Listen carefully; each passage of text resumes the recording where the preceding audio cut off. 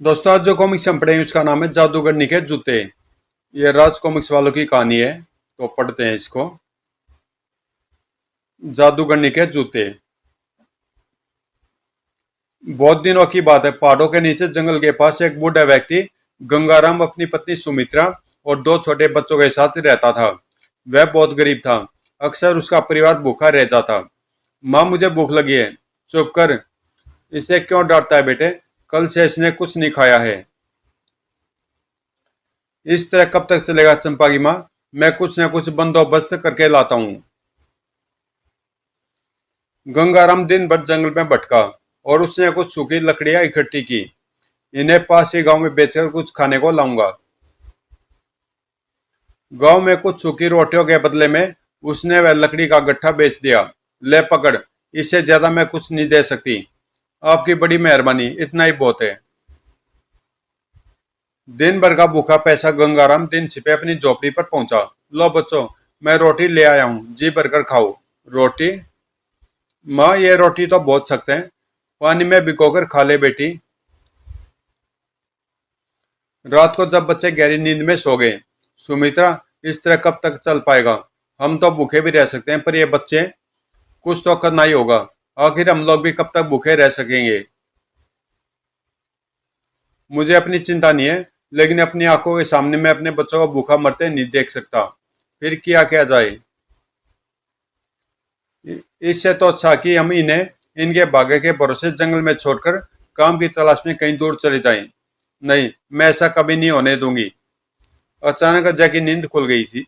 वह चुपचाप दोनों की बातें सुनने लगा। फिर अपनी आंखों के सामने अपने बच्चों को मरता हुआ देखना। मैं भी कहां से रोटी लाऊं? इस तरह का काम करके देखा, हर तरह का काम करके देखा, पर रोटी नसीब नहीं हुई।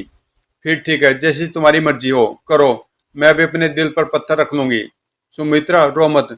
भाग्य ने चाहा तो हमारे बच्चों को कुछ नहीं होगा। मैं भी तो अपनी छाती पर पत्थर रख रहा हूँ। क्या मुझे अपने बच्चों से प्यार नहीं है? लगता तो नहीं प्यार इसने। सुबह होने से पहले अजय चुपचाप उठा और झोपड़ी से बाहर की ओर चल दिया। अगर हम जंग में खो गए तो घर कैसे लौटेंगे? बाहर आकर अजय एक सफेद पत्थर के पहाड़ पर चढ़ गया और छोटे छोटे पत्थर कंकड़ इकट्ठे करके अपनी जेब में भरने लगा। रास्ते में निशानी डालने में ये पत्थर बहुत काम आएंगे। थोड़ी देर बाद जब वह घर लौटा और चुपचाप जाकर अपने बिछौने पर लेट गया। सुबह होते ही गंगाराम ने दोनों बच्चों को जगाया। अजय, उठ बेटा, देखो सुबह हो गई। हमें अभी जंगल में लकड़ियां चुनने चलना है। मुझे सोने दो। थोड़ी देर बाद गंगाराम व सुमित्रा दोनों बच्चों को लेकर जंगल की ओर चल दिए। पिताजी, जंगल में खाने को मीठे मीठे फल मिलेंगे? हाँ बेटी। वापस लौटने के लिए इन कंकड़ों की पहचान काम आएगी। माँ, हम कितनी दूर जाएंगे? बेटे, जंगल में थोड़ी दूर बहुत सारे मीठे मीठे बेर लगे हैं। जब तक हम लकड़ी बीनेंगे तब तक तुम दोनों बेर खाना। पर हम आपके धोखे में नहीं आएंगे। मीठे मीठे बेर मैं खूब पेट भरकर खाऊंगी। अजय, तू पीछे क्या कर रहा है? जल्दी आ, हम बेरों के जंगल के पास पहुंच गए हैं। आया पिताजी। चारों बेरों के जंगल में पहुंचे। बच्चों, तुम बेर तोड़ो, हम लकड़ी बीनकर लाते हैं। आप जाओ पिताजी, हम आपको यहीं मिलेंगे। मेरे बच्चे।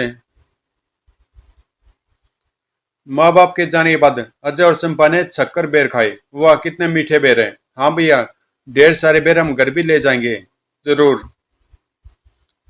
धीरे धीरे सांझ होने लगी। भैया, सांझ होने वाली है। माँ और पिताजी अभी तक नहीं लौटे। मुझे बहुत डर लग रहा है। डर मत चंपा, मुझे लगता है वे रास्ता भूल गए हैं। चलो, हम दोनों घर चलते हैं। अजय सफेद कंकड़ों की पहचान देखता हुआ चंपा के साथ वापस लौट पड़ा। जरा धीरे चलो भैया, मैं थक गई हूँ। जल्दी जल्दी आ, रात होने से पहले मैं घर पहुंच जाना चाहिए। बच्चों को वापस आए देखकर उनके माँ बाप चौंक पड़े। मेरे बच्चों, तुम कहाँ रह गए थे? हम तो तुम्हें पूरे जंगल में ढूंढते रहे थे। हम आपके लिए मीठे मीठे बेर लाए हैं पिताजी। माँ, आज मैंने खूब पेट भरकर बेर खाई। मेरी अच्छी बेटी, कल हम तुम्हें फिर वहीं ले चलेंगे। लेकिन माँ, अब वहां बेर नहीं है। हमने सारी झाड़ियां खाली कर दी हैं। कोई बात नहीं, कल हम तुम्हें अखरोट के जंगल में ले चलेंगे। दूसरे दिन गंगाराम बहुत सवेरे उठ गया और उसने अपनी पत्नी और बच्चों को जगाया। उठो, सवेरा होने को है। बाप रे, आज तो मैं कंकड़ भी नहीं ला सका, अब क्या करूं। आज इन बेरों से रास्ते की पहचान बनाऊंगा। कुछ देर बाद चारों जंगल की तरफ चल दिए। रास्ते में अजय पहचान के लिए बेरों को डालता हुआ पीछे पीछे चलने लगा। अजय, जल दिया, क्या खेल कर रहा है? कुछ नहीं पिताजी, मैं तो आपके साथ साथ ही तो चल रहा हूं। काफी दूर चलने के बाद वे अखरोट के जंगल में पहुंच गए। देखो, जंगल का मामला है, यहाँ बड़े बड़े भयानक जानवर है, इधर उधर मत जाना, हम अभी आते हैं। ठीक है, आप जाइए। माँ बाप के जाने के बाद बच्चे अखरोट तोड़ने लगे। चंपा, जल्दी से इन्हें एक जगह इकट्ठा कर ले। भैया, मेरे सिर में अखरोट मत मार देना। अखरोट तोड़ने के बाद आओ हम घर चलते हैं, माँ और पिताजी बाद में आते रहेंगे। लेकिन भैया, हमें तो रास्ता भी मालूम नहीं है। तू चल तो, रास्ता मुझे मालूम है। आते समय रास्ते में मैं जंगली बेर पहचान के लिए गिरा आया था। फिर तो चलो।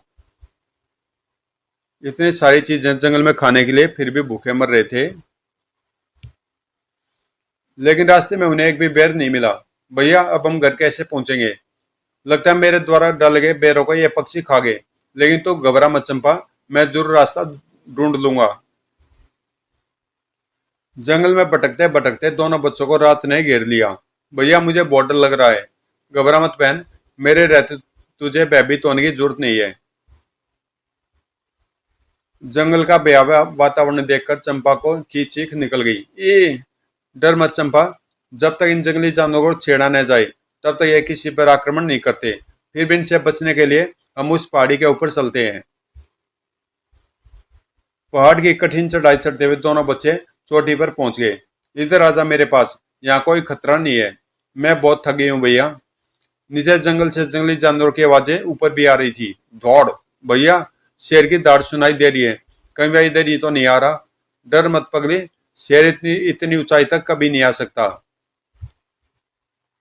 यह ले अखरोट खा ले, मैं रात को सोने की जगह ढूंढता हूँ। मुझे भूख नहीं है भैया, मुझे माँ की याद आ रही है। हिम्मत रख बहन, वो देख, सामने रोशनी है, वहां जरूर कोई रहता होगा। चल, हम वहीं चलते हैं, आज की रात वहीं बिताएंगे। यहाँ कौन रहता होगा भैया? जंगल में कोई भूत प्रेत न हो। पगली कहीं की, भूत प्रेत कुछ नहीं होते, ये हमारे मन का डर है। फिर भी भैया, हमें होशियार रहना चाहिए। दोनों एक गुफा के सामने पहुंचे। रोशनी सी गुफा में से आ रही है, आओ भीतर चलकर देखते हैं। भैया, पता नहीं भीतर कौन हो, मुझे तो डर लग रहा है। अजय चंपा की कलाई पकड़े भयभीत हुए बिना गुफा में प्रविष्ट हो गया। भैया, यहाँ जरूर कोई राक्षस रहता है, यह देखो। देख रहा हूं, पर मैं उस राक्षस का खात्मा कर दूंगा। मैं किसी से नहीं डरता। भीतर गुफा बहुत चौड़ी थी। दोनों वहां का दृश्य देखकर चौंक पड़े। हा हा हा हा, यह तो बड़ी भयानक राक्षसनी है भैया। ए, कौन हो तुम? यहाँ क्यों आए हो? बूढ़ी माँ, हम जंगल में भटकते भटकते यहाँ आ पहुंचे हैं, हमें आज की रात यहीं सोने दो। अजय ने बुढ़िया को अपना परिचय दे दिया। ठीक है, मेरे पीछे पीछे आओ। तुम्हें भूख भी तो लगी होगी। हाँ माँ, भूख तो लगी है। बूढ़ी जादूगरनी ने कुछ फल और दूध के 2 गिलास दोनों के सामने लाकर रखे। चुपचाप यह दूध पी लो और उस बिछौने पर पड़कर सो जाओ। जी। आधी रात होने पर, अरे तुम अभी तक सोए नहीं? चुपचाप सो जाओ वरना गर्दन काट दूंगी। तीनों डरकर फौरन लेट गए और आंखें बंद कर ली। मैं थोड़ी देर के लिए गुफा से बाहर जा रही हूँ। अगर किसी ने भागने की कोशिश की तो मैं उसका खून पी जाऊंगी, समझे? और जादूगरनी गुफा से बाहर चली गई। इधर जादूगरनी के गुफा से बाहर जाते तीनों बच्चे उठ खड़े हुए।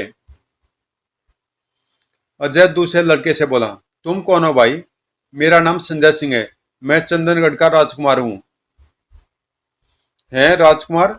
राजकुमार होकर इस भयानक जंगल में इस जादूगरनी के पास तुम क्या कर रहे हो? हमें पूरी बात बताओ। बहुत दुख भरी है, लंबी कहानी है मेरी, फिर भी सुनाता हूँ तुम्हें।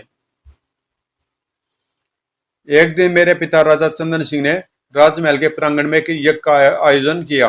ओम नमः शिवाय। तभी आकाश मार्ग से उड़ता धूम्रपान नामक राक्षस उधर आया। धूम्रपान, जिसको धुआं पीना अत्यंत प्रिय है, यज्ञ से उठते धुएं को पीने लगा। आहा, धुआं, मजा आ गया। सुड़क। इससे यज्ञ में व्यवधान पड़ा। महाराज रोकिए इस राक्षस को, वरना यज्ञ विफल हो जाएगा। जी महात्मन। पिताजी ने सैनिकों को आज्ञा दी। सैनिकों, मारकर गिरा दो इस दुष्ट को। लेकिन सैनिकों के बाणों से राक्षस का कुछ नहीं बिगड़ा। सोए सोए। यह देख पिताजी ने खुद धनुष उठाया और निशाना साधकर बाण छोड़ दिया। सोए। बाण जाकर धूम्रपान के पैर पर लगा। वह दर्द से चिंगाड़ उठा। ओह! उसकी चिंगाड़ से हुई कंपन से पूरा पंडाल नीचे गिर गया। हजारों लोग उसके नीचे दब गए। ओह बचाओ! ओह भागो! धूम्रपान नीचे उतर आया। उसने हाथ बढ़ाकर कुछ लोगों को अपने पंजों में जकड़ लिया। ओह बचाओ! जिसमें मेरी बहन भी थी। पिताजी मुझे बचाइए! फिर वह आकाश में उड़ गया। बचाओ बचाओ, माँ, भैया, पिताजी!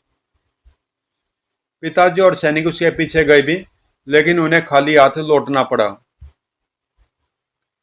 इस घटना के बाद माँ और पिताजी बहुत उदास रहने लगे। रानी, हमारी आंखों के सामने हमारी पुत्री को एक राक्षस उठाकर ले गया और हम कुछ न कर सके। महाराज, आप दुखी क्यों होते हैं? यह तो विधि का विधान था।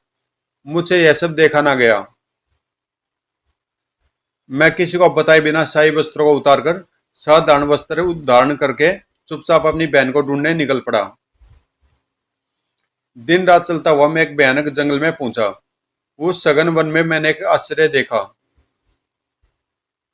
एक महात्मा जी दोनों हाथों के बल पर एक तलवार पर खड़े थे। मेरे पास जाने पर महात्मा जी बोले, आओ पुत्र, इस बियाबान जंगल में क्यों घूम रहे हो? मैंने उन्हें अपने घर से निकलने का कारण बताया। मुनिवर, मैं धूम्रपान राक्षस को खोजने निकला हूं। पुत्र, तुमने बड़ा साहस किया है। वह तो अजय राक्षस है। मुनिवर, आप केवल मुझे उसका पता बता दे। पुत्र, उसका पता तो मुझे भी नहीं मालूम। अब मेरा बड़ा भाई पूर्व में इस जंगल के बाहर अक्षी नदी के तट पर तपस्या कर रहा है। वह तुम्हें उस राक्षस का पता बता सकता है। फिर मैं महात्मा जी से विदा लेकर पूर्व दिशा की ओर चल पड़ा। जंगल से बाहर निकलकर मुझे नदी दिखाई दी। मैं नदी के किनारे किनारे आगे बढ़ने लगा। आगे चलकर मैंने एक और आश्चर्य देखा। एक महात्मा जी दोनों हाथों के बल पर दो बालों पर खड़े थे। मैंने आगे बढ़कर महात्मा जी को प्रणाम किया। प्रणाम मुनिवर, आयुष्मान भव बच्चा। उन्हें अपने आने का कारण बताया तो वे बोले, बेटा, धूम्रपान का पता तो तुम्हें हमारा बड़ा भाई ही बता सकता है। वे कहाँ मिलेंगे महात्मन? बेटा, सामने जो पर्वत नजर आ रहा है वो उसके शिखर पर तपस्या कर रहे हैं।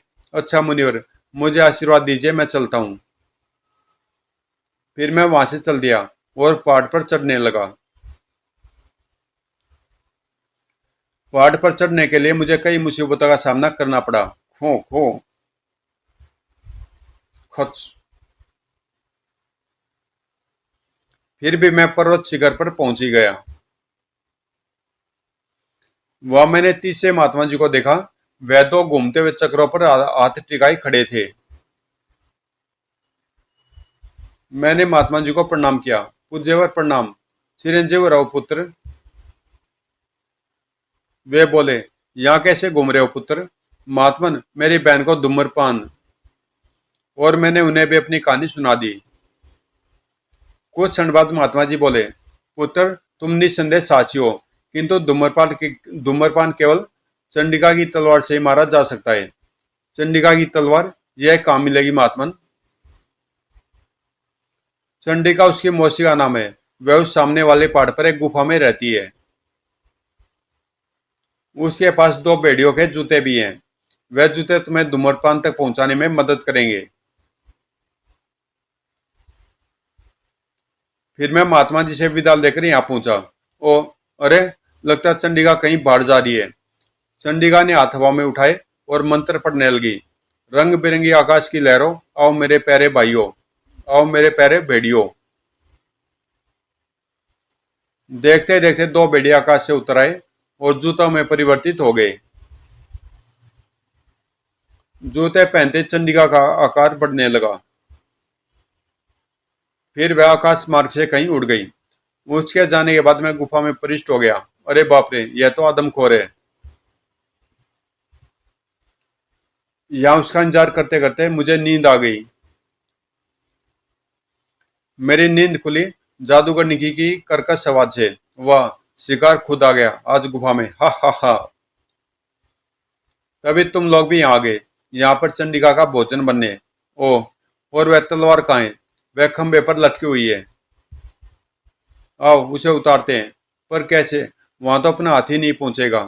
तीनों खंबे के पास पहुंच गए। आओ संजय, तुम मेरे कंधे पर चढ़ जाओ। संजय सिंह अजय के कंधे पर चढ़ गया। मेरा हाथ तलवार तक नहीं पहुंच रहा भाई। रुको, मैं चंपा को भी ऊपर चढ़ाता हूँ। अजय ने चंपा को भी ऊपर चढ़ा लिया। संभल कर बहन। चंपा ने तलवार उतारकर नीचे फेंक दी। ये तो बड़ी भारी है भैया। और साथ ही तीनों जमीन पर गिर पड़े। ओह, तुझे चोट तो नहीं लगी? नहीं भैया। आओ भाई, इस तलवार को लेकर यहाँ से भाग चले। अरे यह तो बहुत भारी है भाई, रुको हम भी आते हैं। तीनों तलवार को उठाकर गुफा से बाहर निकल पड़े। जोर लगा के ऐसा, दम लगा के ऐसा, और एक चट्टान के पीछे छिप गए। अब हम उस चुड़ैल के आने का इंतजार करेंगे। थोड़ी देर बाद ही जादूगरनी वापस आ गई। वाह, आज खूब मदिरा पान किया। अब उन तीनों का लहू पान करूंगी। नीचे उतरकर उसने अपने जूते उतारे और दोनों जूते भेड़िए बन गए और जादूगर के अंदर जाते ही आसमान में उड़ गए। तभी तीनों बच्चे भी बाहर निकल आए। आओ भाई, जल्दी मंत्र पढ़ो, हमें अंदर न पाकर वह जादूगरनी बाहर आती होगी। हाँ भाई, रंग बिरंगी आकाश की लहरों, आओ मेरे प्यारे भेड़ियों। एक बार फिर दोनों भेड़िए नीचे आ गए। वाह, मजा आ गया भैया। अजय ने जल्दी से भेड़ियों के जूते पहने और उसका शरीर भी जादूगरनी की तरह विशाल हो गया। हा हा हा, लाओ मेरी तलवार। भैया इतने बड़े? उसने तलवार उठाई और गुफा पर दे मारी। धड़ाम। धमाके के साथ ही गुफा ध्वस्त हो गई। अजय ने दोनों को अपने कंधों पर बिठा लिया। जादूगरनी तो अंदर ही मर गई होगी। संजय, आओ अब धूम्रपान के पास चले। हाँ चलो भाई। वो मेरे प्यारे भेड़ियों, मुझे धूम्रपान राक्षस के पास ले चलो। सुबह होते अजय दोनों के साथ जंगल के बीच बने एक महल के सामने उतरा। अजय ने धूम्रपान को ललकारा। धूम्रपान कहाँ है? बाहर आ, तुझे तेरी मौत पुकार रही है। अजय की बात सुनकर धूम्रपान भागता हुआ बाहर आया। कौन गुस्ताख पुकार रहा हमें? किसकी मौत आई है? तेरी। धूम्रपान ने भी दैत्य रूप धारण कर लिया। उसने हाथ बढ़ाया और उसके हाथ में गदा आ गया। धूम्रपान ने अजय पर कई वार किए। ले संभाल मेरा वार। लेकिन अजय उसके वार बचाता रहा। फिर मौका पाते ही उन्हें चंडिका की तलवार के एक ही वार में धूम्रपान का सिर धड़ से अलग कर दिया। खचौक। ओह। धूम्रपान के मरते उसका महल गायब हो गया। जूम। और सारे बंदी नजर आने लगे। संजय भागकर अपनी बहन से मिला। भैया, दीदी। फिर सब अजय के कंधों पर बैठकर चंदनगढ़ के लिए उड़ चले। कुछ ही देर में वे चंदनगढ़ के राजमहल के प्रांगण में उतरे। अजय ने सबको नीचे उतार दिया, फिर जूते उतारकर भेड़ियों को विदा कर दिया। तभी राजमहल से राजा रानी, राजकुमार संजय और राजकुमारी के आने की खबर सुनकर बाहर आए। बेटी, माँ, पिताजी, तुम आगे मेरे लाल। पिताजी, ऐसा अजय और चंपा की मदद से संभव हुआ है। फिर राजा ने अजय को बहुत सारा धन देकर विदा किया। फिर आना मित्र, अवश्य। फिर अजय और चंपा को कभी भूखा नहीं सोना पड़ा। वे अपने माँ बाप के साथ खुशी के दिन बिताने लगे। माँ, बेर लेने जंगल चले, हट शैतान। समाप्त। तो दोस्तों, कॉमिक्स यहीं पे समाप्त होती है और मिलते हैं किसी अगली कॉमिक्स में। कॉमिक्स ठीक ठाक एवरेज थी, मतलब ना ज़्यादा अच्छी थी और ना ही खराब थी। और मिलते हैं किसी अगली कॉमिक्स में।